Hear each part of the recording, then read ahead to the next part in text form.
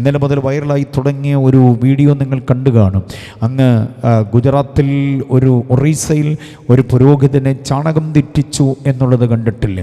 കരുത്തന്മാരായ കുറേ ചെറുപ്പക്കാർ വട്ടം നിന്നിട്ട് ചാണകം തിന്നണമെന്ന് അദ്ദേഹത്തെ നിർബന്ധിക്കുമ്പോൾ ജീവനിൽ ഭയന്നിട്ട് അദ്ദേഹം അവർ വാരിക്കൊടുത്ത ചാണകം തിന്നേണ്ടി വന്നു. എല്ലാവരുടെയും വാട്സപ്പിലൊക്കെ അത് വൈറലായിട്ട് വരുന്നു. ഇതാണ് നമ്മുടെ രാജ്യം. ഭിന്നമത രാഷ്ട്രീയ ജാതീയ സംസ്കാരങ്ങൾ ഒരുമിച്ച് നിലകൊള്ളുന്ന ഈ രാജ്യത്ത് ഞങ്ങൾക്ക് മാത്രമേ ആകാവൂ, വേറെ ആരും ഇവിടെ അവരുടെ ദൈവത്തെ ആരാധിക്കരുതെന്നൊക്കെ പറയുന്ന കിരാതത്വത്തിൻ്റെ, നരാധമത്വത്തിൻ്റെ, പൈശാചികതയുടെ, പ്രാകൃതത്വത്തിൻ്റെ ഇടപാടുകൾ ഭയങ്കരമായി നടന്നുകൊണ്ടിരിക്കുകയാണ്. മനസ്സിലായില്ലേ? നമ്മുടെ നാട്ടിൽ മാത്രം അങ്ങനെയുള്ള കിരാതത്വങ്ങളൊന്നുമില്ല. എങ്കിലും അങ്ങും ഇങ്ങുമൊക്കെ ചെറിയ ചെറിയ പൊട്ടലുകളും ചീറ്റലുകളും ഒക്കെ നമുക്ക് കാണാൻ കഴിയുന്നു. പള്ളി പൊളിക്കുന്ന JCBയുടെ നീളം കരങ്ങൾ അത് വീടുകളെ മാന്തുന്നു, പള്ളികളെ പൊളിക്കുന്നു, മറ്റ് വ്യക്തികളുടെ നേരെ ആക്രോശങ്ങൾ ഉണ്ടാക്കുന്നു, യോഗങ്ങളെ കലക്കുന്നു. അങ്ങനെയൊക്കെയുള്ള പ്രശ്നങ്ങളുണ്ട്. കരോളുകാരുടെ നേരെ പാഞ്ഞെടുത്ത ചില വർഗീയ വിഷപ്പാമ്പുകളെയൊക്കെ നമ്മൾ കണ്ടതാണ് കഴിഞ്ഞ നാളുകളിൽ. ഇതിനെതിരെ പ്രതികരിക്കാൻ ഇവിടുത്തെ നേതാക്കന്മാരാരും ഇല്ലെന്നുള്ളതൊരു ദയനീയമായ സത്യമാണ്. മാതാവിന് സ്വർണ്ണമാല അണിയിക്കാൻ തിരക്ക് കൂട്ടുന്ന നമ്മുടെ നേതാക്കന്മാരെ നിങ്ങൾ പത്രത്തിലൂടെ കണ്ടിട്ടുണ്ടാകുമല്ലോ. ഇലക്ഷൻ്റെ സമയമാകുമ്പോൾ അരമന വഴി പോയി തിരുമേനിമാരോട് സംസാരിക്കുകയും ചർച്ച ചെയ്യുകയും ചെയ്യുന്ന നേതാക്കന്മാരെ കണ്ടിട്ടുണ്ടാകും. പക്ഷേ ചാണകം തെറ്റിക്കേണ്ടി വരുന്ന, തിന്നേണ്ടി വരുന്ന ശുശ്രൂഷകന്മാരെയും പൊളിച്ച് ആരാധനാലയത്തിൽ ആരാധിക്കാൻ നിർവാഹമില്ലാതെ അങ്ങ് വെളിയിലാക്കപ്പെടുന്ന വിശ്വാസികളുടെ ഗദ്ഗതങ്ങളെ കണ്ടറിഞ്ഞിട്ട് അവരോടൊരു വാക്ക് പറയുവാൻ മനസ്സ് കാട്ടാൻ ഒരൊറ്റ വ്യക്തിയും ഇല്ലാതെ പോകുന്നൊരു ഗതികേട് നമ്മുടെ രാജ്യത്തുണ്ട്. ദൈവമക്കളോട് ഞാനൊരു കാര്യം പറയാം. ഇതൊന്നും ഓർത്ത് പിക്കറ്റിങ്ങിനോ ഹർത്താലിനോ മന്ത്രിയെ വഴി തടയാനോ കരിങ്കൊടി പ്രകടനത്തിനോ ഒന്നും നമുക്ക് വ്യവസ്ഥയില്ല. കഴിയാഞ്ഞിട്ടല്ല, ആള് ഇല്ലാഞ്ഞിട്ടല്ല, നമ്മൾ ഇറങ്ങിയാൽ അതൊക്കെ നടക്കും. പക്ഷേ ഇറങ്ങാത്തതിൻ്റെ കാര്യം പേടിച്ചിട്ടല്ല, നമുക്കതിന് വ്യവസ്ഥയില്ല. സഹനമെന്നൊരൊറ്റ ആയുധം കൊണ്ട് നമ്മൾ ഇതിനെയൊക്കെ നേരിടുക. നമ്മൾ മാത്രമല്ല, നമ്മുടെ ഗുരുനാഥനുമായ കർത്താവ് ഈ കുരിശിൽ പറഞ്ഞ 7 മൊഴികളിൽ ഒന്നാമത്തെ മൊഴി ഇവരോട് ക്ഷമിക്കണമേ എന്നുള്ളതാണ്. തലേരാത്തിൽ പിടിക്കപ്പെട്ട യേശു വെള്ളം കുടിച്ചിട്ടില്ല, ഭക്ഷണം കഴിച്ചിട്ടില്ല, വിശ്രമിച്ചിട്ടില്ല. ശരീരമാസകലം മുറിവേറ്റപ്പെട്ട് രക്തം ഒഴുക്കപ്പെട്ടവനായി ശരീരത്തിലെ ജലാംശം കൂടെ വാർന്നു പൊയ്ക്കൊണ്ടിരിക്കുകയാണ്. അങ്ങനെയുള്ള ഒരാൾ 3 ആണികളിന്മേൽ കുരിശോട് ചേർത്ത് വെച്ച് ബന്ധിച്ച് ആകാശത്തിനും ഭൂമിക്കും മധ്യ കാഴ്ചവസ്തുവായിട്ട് ഇങ്ങനെ പിടഞ്ഞു കിടക്കുമ്പോൾ പറയാനൊരു വാചകം പറ്റുമെങ്കിൽ ആ വാചകം എനിക്ക് ദാഹിക്കുന്നു, വെള്ളം വേണമെന്നേ പറയാൻ സാധ്യതയുള്ളൂ.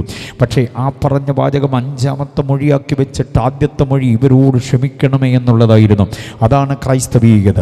നമ്മുടെ നാഥനും ഗുരുവുമായ കർത്താവ് നമുക്ക് കാട്ടിത്തന്ന മാതൃകയ്ക്കപ്പുറത്തേക്ക് ഒന്നും ചെയ്യാൻ പറ്റില്ല. തുണ്ടം തുണ്ടമാക്കി വെച്ചിട്ടുണ്ട്, കത്തിച്ച് ചാമ്പലാക്കിയിട്ടുണ്ട്, ഒട്ടനവധി ഇതുപോലെ നരാധമ പ്രക്രിയകൾ ചെയ്തിട്ടുണ്ട്. അതിനെല്ലാം നമ്മൾ ക്ഷമിക്കുകയല്ലാതെ പ്രാർത്ഥിക്കുകയല്ലാതെ വേറൊന്നുമില്ല. പക്ഷേ ഇവർക്കൊന്നും അറിയാത്ത ഒരു യുദ്ധനയം നമുക്കുണ്ട്. ആ യുദ്ധം എന്തെന്നറിയാമോ? മുഴങ്കാൽ യുദ്ധമാണ്. മുഴങ്കാൽ യുദ്ധം. ദൈവമക്കൾ ഒരുമിച്ച് മുഴങ്കാൽ മടക്കിയാൽ, അത് അവരുടെ മുറിക്കകത്തോ ആലയത്തിനകത്തോ അവർ ഒളിച്ചു പാർക്കുന്ന ഏതെങ്കിലും ഇടത്തോ മുഴങ്കാൽ മടക്കി കണ്ണ് നനഞ്ഞൊരു തുള്ളിയും മണ്ണിലേക്ക് വീണു പോയാൽ ഇതിനു വേണ്ടി ദൈവം പ്രവർത്തിക്കാൻ പോകുന്ന എന്താണെന്ന് നമുക്ക് പറയാൻ പറ്റില്ല. ഈ ദിവസങ്ങളിൽ ദൈവമക്കളുടെ പ്രാർത്ഥന കുറഞ്ഞു പോകരുത്. സംഘടനകൾ വ്യത്യാസമില്ലാതെ, സമുദായങ്ങൾ വ്യത്യാസമില്ലാതെ, ജാതി മത വർഗ വർണ്ണങ്ങൾക്കെല്ലാം അതീതമായി ഒരുമിച്ച് മുഴങ്കാൽ യുദ്ധത്തിന് വേണ്ടി നമ്മൾ തയ്യാറായാൽ ഈ പറയപ്പെട്ട കെടുകാര്യസ്ഥതകളും ഈ പറയപ്പെട്ട നരാധമത്വ പ്രവൃത്തികളെല്ലാം ദേശത്ത് നിർമ്മാർജ്ജനം ചെയ്യപ്പെടാനിടയാകും. ഇന്ത്യ അങ്ങ് കശ്മീർ മുതൽ കന്യാകുമാരി വരെ സംശുദ്ധമായ ആത്മീയതയിലേക്ക് വന്നേ പറ്റുകയുള്ളൂ. ഇവിടെ മതനിരപേക്ഷത, ബഹുസ്വരത, അഖണ്ഡത, ഐക്യത എന്നൊക്കെ വാതോരാതെ നേതാക്കന്മാർ വായ്ത്താരി പറയാറുണ്ടെങ്കിലും അതൊന്നും ഇവിടെ നടക്കപ്പെടുന്നില്ലെന്നുള്ളതാണ് വസ്തുത. പേടിപ്പിക്കുകയല്ല ഞാൻ. 2026 ഇതിലും അധികം വലിയ വലിയ കാര്യങ്ങൾ കേട്ട് ഞെട്ടിപ്പോകും നമ്മളൊക്കെ. പക്ഷേ മുഴങ്കാൽ യുദ്ധം ചെയ്യുന്നവനത് ഞെട്ടലല്ല, ദൈവത്തിൻ്റെ പ്രവൃത്തിയാണ്. ഒരു കാര്യം ഞാൻ പ്രാരംഭത്തിലേ പറയാം. ഈ വിധമായിരിക്കുന്ന സംഭവ ബഹുലതകൾ വിളിച്ചറിയിക്കുന്നത് നമ്മുടെ പ്രാണനാഥൻ വാതിക്കലെത്തി. ഇനി അധികകാലം കാത്തിരിക്കേണ്ടി വരികയില്ല. 26 കൺവെൻഷൻ രാജൻ ഭാഷ നടത്തി, 27ാമത്തേത് നടത്താൻ ഇനി പറ്റുമോയെന്നറിയില്ല. അതിനു മുമ്പ് പറ്റാത്തത് കാശില്ലാഞ്ഞിട്ടോ തനിക്ക് കഴിവില്ലാഞ്ഞിട്ടോ അല്ല, പിന്നെ നിയമപരമായി ഉപരോധമുണ്ടാകുമെന്നൊന്നുമല്ല ഞാൻ പറയുന്നത്. അതിനു മുൻപ് നമ്മുടെ പ്രാണപ്രിയന്റെ മടങ്ങി വരവായാൽ, പ്രൈസ് ദി ലോർഡ്. അപ്പോൾ അത്രയ്ക്ക് നമ്മുടെ പ്രത്യാശ വിഷയം അടുത്തിരിക്കുന്നൊരു കാലഘട്ടത്തിൽ നാം ജീവിക്കുക. എന്ന വസ്തുത നാം മറന്നു പോകരുത്.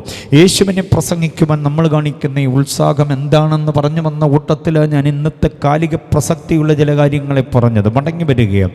യേശുവിനെ പ്രസംഗിക്കാൻ നമ്മൾ കാണിക്കുന്ന ധൈര്യം യേശുവിൻ്റെ ജീവിതത്തിൻ്റെ മാതൃക തന്നെയാണ്.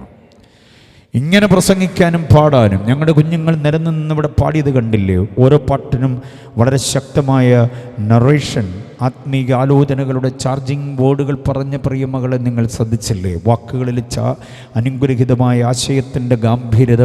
ഇങ്ങനെ യേശുവിന് വേണ്ടി പാടാനും പ്രസംഗിക്കാനും ജീവിക്കാനും മുൻപോട്ട് വീണ് ചാകണ്ട് വന്നാലും സമർപ്പിതമാകാനും ഞങ്ങളെ പ്രേരിപ്പിക്കുന്ന പ്രേരക ഘടകമെന്ന് പറയുന്നത് യേശുവിൻ്റെ ജീവിതം തന്നെയാണ്.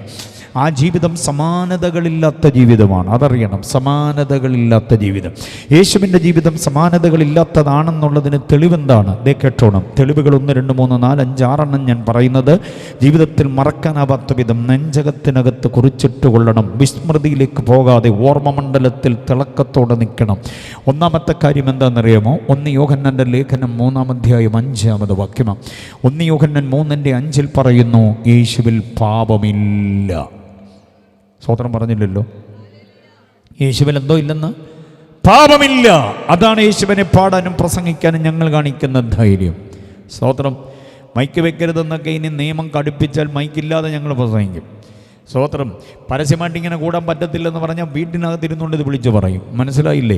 ആലയത്തിനകത്ത് ഞങ്ങൾക്കിരുന്ന് വിളിച്ചു പറയാൻ പറ്റുന്ന ഏറ്റവും ആർജവത്വമുള്ള ചിന്തകളായി ഇനി ഞാൻ പറയുന്നത്, യേശുവിൽ പാപമില്ല. ഇവിടെ ജനിച്ച ആദാം മുതൽ ഇങ്ങോട്ടുള്ള സകല മനുഷ്യരിലും പാപമുണ്ട്. സകല ഗോത്രങ്ങളിലും സകല ഭാഷകളിൽ നിന്നും സകല ജാതികളിലും സകല മതങ്ങളിലും സകല ഇസങ്ങളിലും പ്രത്യയ ശാസ്ത്രങ്ങളിലും വിശ്വാസം അർപ്പിച്ചുകൊണ്ട് നിൽക്കുന്ന സകല മനുഷ്യരിലും മൺമറഞ്ഞു പോയവരും ഇന്ന് നെഞ്ചു വിരിച്ച് നിൽക്കുന്ന മുഴുവൻ ആളുകളിലും പാപമുണ്ട്. പക്ഷെ 33 വർഷം ഈ പാർത്തലത്തിൽ ജീവിച്ച ഒരൊറ്റ മനുഷ്യനെ ഞങ്ങൾ ഉയർത്തിക്കാട്ടുന്നു. അവൻ്റെ പേര് നാസറേനായ യേശുവെന്നാണ്. ആ കർത്താവിൻ്റെ പ്രത്യേകത, ആ കർത്താവിൽ പാപമില്ല എന്നതാണ്. കുഞ്ഞുങ്ങളാരും മറന്നു പോകരുത്. 1 യോഹന്നാൻ്റെ ലേഖനം 3:5 യേശുവിൽ പാപം ഇല്ല എന്നുള്ളത്.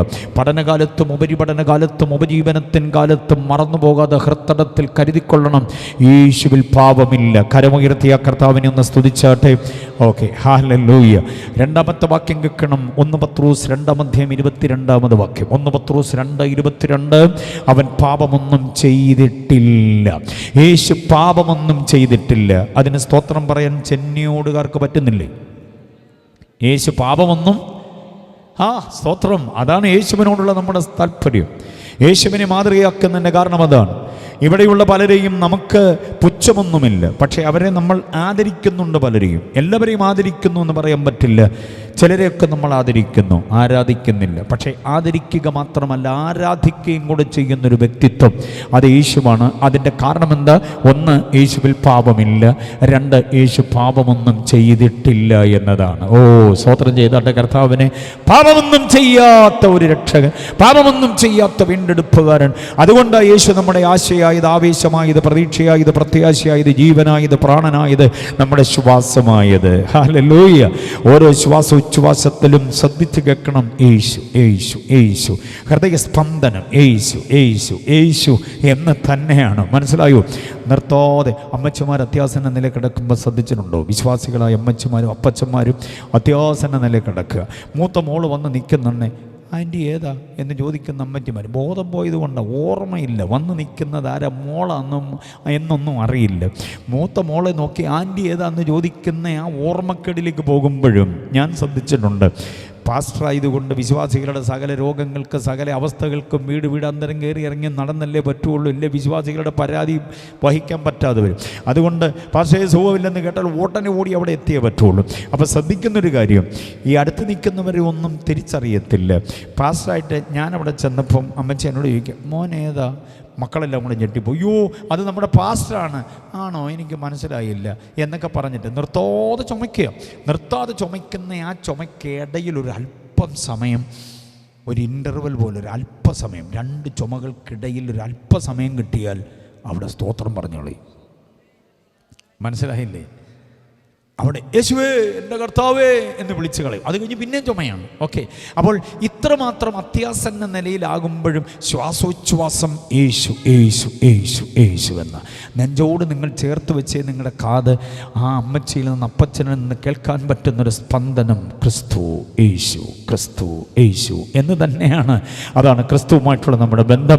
അതിൻ്റെ കാരണമെന്ന് പറയുന്നത് ഇതാണ്: യേശുവിൽ പാപമില്ല, യേശു പാപമൊന്നും ചെയ്തിട്ടില്ല. വിശ്വസിക്കുന്നവരക്കാരം ഉയർത്തി കർത്താവിനെ മഹത്വപ്പെടുത്തുകേ. ആമേൻ. അപ്പോൾ 1 യോഹന്നാൻ 3:5, 1 പത്രോസ് 2:22. അടുത്തൊരു വാക്യം തരാമോ? 2 കൊരിന്ത്യർ 5:21. 2 കൊരിന്ത്യർ 5:21 പറയുന്നു, അവൻ പാപം അറിഞ്ഞിട്ടില്ല. യേശു പാപമൊന്നും അറിഞ്ഞിട്ടില്ല. മനസ്സിലാവും? ദൈവത്വത്തിൻ്റെ മഹത്വത്തോടുകൂടെ പാർത്തലത്തിലേക്ക് വന്നവൻ ഇവിടെ വന്ന് പാപമംഗലമായി ലോകത്തിൽ പാപികളോടുകൂടെ മുട്ടിത്തട്ടി ഒരുമി ഉരഞ്ഞ് നടന്നപ്പോൾ പാപം ചെയ്തില്ല, പാപം അറിഞ്ഞില്ല. ജീവിതത്തിൻ്റെ തനിമ അങ്ങനെ സൂക്ഷിച്ച ഒരു യേശുവിനെ നാം തിരിച്ചറിയണം. അതുകൊണ്ടാണ് ഞാൻ പറഞ്ഞത് സമാനതകളില്ലാത്ത ജീവിതമാണ്. ഹല്ലേലൂയ. പാപമൊന്നും ചെയ്തിട്ടില്ല. അതേ വാക്യത്തിൽ തന്നെ വേറൊരു കാര്യമുണ്ട്: അവനെ നമുക്ക് വേണ്ടി പാപമാക്കി എന്നുള്ളതാണ്. സമാനതകളില്ലാത്ത ജീവിതം. യേശു ഗെത്സമനിൽ പിടിക്കപ്പെട്ടത്, ഗബഥയിൽ തകർക്കപ്പെട്ടത്, ഗോൽഗോഥായിൽ തറയ്ക്കപ്പെട്ട് പ്രാണനെ വിട്ടത്, യേശുവിൻ്റെ കവളത്തടിച്ചത്, മുഖത്ത് മുട്ടി ചുരുട്ടി കുത്തിയത്, മുഖത്തേക്ക് കാർക്കിച്ച് തുപ്പിയത്, പുറമടിച്ചുടവുചാല് പോലെ കീറിയത്, ഇതൊന്നും പാപിയായതുകൊണ്ടല്ല, പാപമില്ലാത്തവനെ പാപമാക്കി മാറ്റിയത് കൊണ്ടാണ്. ആരുടെ പാപം? നമ്മുടെ പാപം അവനെ ഏറ്റെടുത്തത് കൊണ്ടാണ്. ഇതാണ് ജീവിതം. യേശുവിന് വേണ്ടി സമർപ്പിക്കണമെന്ന് ഞങ്ങൾ നിർബന്ധിക്കും. അപ്പം സമാനതകളില്ലാത്ത ജീവിതമാണ്. ഇനി സമാനതകളില്ലാത്ത ഈ ജീവിതത്തിന് യോഹന്നാൻ പറഞ്ഞ സാക്ഷ്യം, പത്രോസ് പറഞ്ഞ സാക്ഷ്യം, പൗലോസ് പറഞ്ഞ സാക്ഷ്യം, യോഹന്നാൻ്റെ ലേഖനത്തിലൂടെ, പത്രോസിൻ്റെ ലേഖനത്തിലൂടെ, പൗലോസിൻ്റെ ലേഖനത്തിലൂടെയൊക്കെ നമ്മൾ കണ്ടു. എന്നാൽ യേശുവിൻ്റെ ക്രൂശീകരണവുമായി ബന്ധപ്പെട്ട ചില വ്യക്തികൾ, പ്രധാന വ്യക്തികൾ, യേശുവിൻ്റെ ജീവിതത്തിൻ്റെ നൈർമല്യതയ്ക്കും യേശുവിൻ്റെ ജീവിതത്തിൻ്റെ വിശുദ്ധിക്കും വിശ്വസ്തതയ്ക്കും യേശുവിൻ്റെ ജീവിതത്തിൻ്റെ സുതാര്യതയ്ക്കും സുദൃഢതയ്ക്കും പറഞ്ഞ അനുഗ്രഹീതമായ ചിന്തകൾ കേൾക്കണോ? യേശുവിനെ ഒറ്റിക്കൊടുത്ത യൂദ പറഞ്ഞൊരു വാചകമുണ്ട്. മത്തായി 27:4 വാക്യം. മത്തായി 27:4, ഞാൻ കുറ്റമില്ലാത്ത രക്തത്തെയാണ് കാണിച്ചു കൊടുത്തത്. കണ്ടോ? 30 വെള്ളിക്കാശ് കൊണ്ട് പ്രയോജനമുണ്ടായില്ല, നാശയോഗ്യൻ. പക്ഷേ പറയുന്നൊരു കുമ്പസാരമാണ്. ഞാൻ ആരെയാ കാണിച്ചു കൊടുത്തേ? കുറ്റമില്ലാത്ത രക്തത്തെയാണ്. ഇനിയും പീലാത്തോസിൻ്റെ ഭാര്യ പീലാത്തോസിന് മുന്നറിയിപ്പ് കൊടുക്കുന്നൊരു വാക്യമുണ്ട്. 27:19 വാക്യം നിങ്ങൾ നോക്കിക്കേ. അവിടെ വായിക്കുന്ന ഇങ്ങനെയാണ്: ആ നീതിമാൻ്റെ രക്തത്തിൽ നിനക്ക് പങ്കാളി, നീ പങ്കാളിയാകൻ. നീതിമാനാണ് യേശുവെന്നാണ് പീലാത്തോസിൻ്റെ ഭാര്യ പറയുക. ഇനി പീലാത്തോസ് പറയുന്ന വാചകം കേൾക്കണോ? യോഹന്നാൻ സുവിശേഷം 19:4 വാക്യം. യോഹന്നാൻ 19:4 പറയുന്നു, ഇവനിൽ ഞാനൊരു കുറ്റവും കാണുന്നില്ല. ഇതെല്ലാം വിളിച്ചറിയിക്കുന്നത് സമാനതകളില്ലാത്ത യേശുവിൻ്റെ ജീവിതമാണ്. അതുകൊണ്ടാണ് യേശുവിനെ മഹാമനുഷ്യനെന്ന് പറയുന്നത്. ബോധ്യമായവർക്ക് സ്തോത്രം പറയാൻ പറ്റൂ. യേശു മഹാമനുഷ്യനാണ്. അപ്പം മനുഷ്യത്വത്തിൻ്റെ പൂർണ്ണത യേശുവിലുണ്ട്. ഈ വാക്യങ്ങളെല്ലാം കൂടെ സമാഹരിച്ചുകൊണ്ട് യേശു തന്നെ പറയുന്നൊരു വാക്യം യേശുവിൻ്റെ നിഷ്പാപാവസ്ഥയ്ക്ക് വ്യക്തമായ തെളിവാണ്. അത് യോഹന്നാൻ 8:46. യോഹന്നാൻ 8:46 യേശു തന്നെ പറയുന്നു, നിങ്ങളിൽ ആർക്കെന്നെ പാപത്തെക്കുറിച്ച് ബോധം വരുത്താം. യോഹന്നാൻ 8:46 സൺഡേ സ്കൂൾ പഠിച്ച കാലത്തെ നെഞ്ചകത്തിൽ കയറിക്കൂടിയ വാക്യമാണ്. സൺഡേ സ്കൂൾ എന്നെ പഠിപ്പിച്ച ഒരപ്പച്ചൻ ഈ വാക്യം പറഞ്ഞുകൊണ്ട് ഞങ്ങൾക്ക് ആലോചന, അന്ന് ഞാൻ 7ലോ 8ലോ പഠിക്കുന്ന കാലത്ത് ഈ വാക്യം നെഞ്ചകത്തിലേക്ക് പാഞ്ഞു കയറിയതാണ്. നിങ്ങളിൽ ആർക്കെന്നെ പാപത്തെക്കുറിച്ച് ബോധം വരുത്താം. പാപമില്ലാത്ത യേശു എന്ന് അദ്ദേഹം അന്ന് പഠിപ്പിച്ച ആ ചിന്ത മനസ്സിലങ്ങനെ ഉടക്കി അന്ന് മുതൽ യേശുവിന് വേണ്ടി ജീവിതത്തെ ഏൽപ്പിച്ചു കൊടുക്കാൻ ഭാഗ്യമുണ്ടായി. അപ്പൻ ഉപദേശിയായിരുന്നു. യേശുവിനെ അദ്ദേഹം കവലയിൽ പ്രസംഗിക്കുന്നൊരു കവലപ്രസംഗിയായിരുന്നു. എനിക്കൊരു നാരങ്ങ മുട്ടായിയൊക്കെ വാങ്ങിച്ചതെന്ന് കടയുടെ തിണ്ണയിൽ ഇവിടെ ഇരുന്നോണം പപ്പ പ്രസംഗിച്ചിട്ട് വരാമെന്ന് പറഞ്ഞ് ഞാനത് നുണഞ്ഞുകൊണ്ട് അവിടെ ഇരിക്കുമ്പോൾ അദ്ദേഹം യേശുവിനെ ഘോരഘോരം പ്രസംഗിക്കുന്നത് ആ ചെറുപ്രായത്തിൽ കണ്ട് കേട്ട് വളർന്നു വന്നത്. ഒരുമാതിരിയൊക്കെ എന്തൊക്കെ പറയാൻ പാകമായി അന്നു മുതൽ അപ്പൻ പറയുന്നതിന് മുൻപ് അല്പമെങ്കിലും ഞാനും പറയുമായിരുന്നു. പലയിടങ്ങളിൽ ഒരുമിച്ച് നിന്ന് പ്രസംഗിച്ചിട്ടുണ്ട്. സത്യം പറയാം, ഇന്നും യേശുവിനെ പറഞ്ഞ് കൊതി അടങ്ങിയിട്ടില്ല. അത്രയ്ക്ക് മഹത്വപൂർണമായൊരു വ്യക്തിത്വമാണ്. അതിന് ഞാൻ പറഞ്ഞ പദം നിങ്ങൾ മറന്നു പോകരുത്: സമാനതകളില്ലാത്ത ജീവിതം. അതുകൊണ്ടാണ് യേശുവിൻ്റെ മനുഷ്യത്വത്തിൻ്റെ തിളക്കം. ഹല്ലേലൂയ. ഇത്രയും കാര്യങ്ങൾ ബോധ്യമായവർ കർത്താവിനെ സ്തുതിച്ചാട്ടെ.